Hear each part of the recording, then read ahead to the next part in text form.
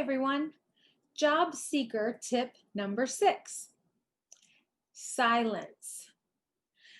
If we reflect back on job seeker tip number 5 from last week, where we talked about choosing your words and language properly, I also believe that it is completely okay and acceptable for there to be moments of silence during an interview while you are formulating a response.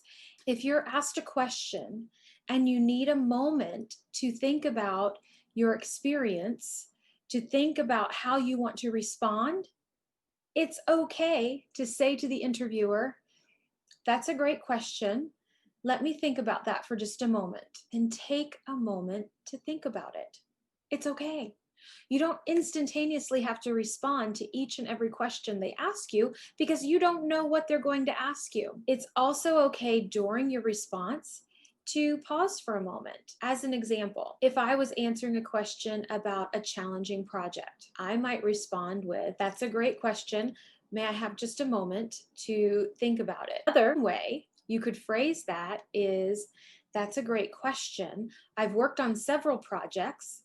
I'd like to take just a moment to think through which one might be the most appropriate, the most relatable to this position." And then I would sit there in silence. Now, I'm not suggesting you sit there in silence for 5 minutes or even a full minute because it can feel like hours.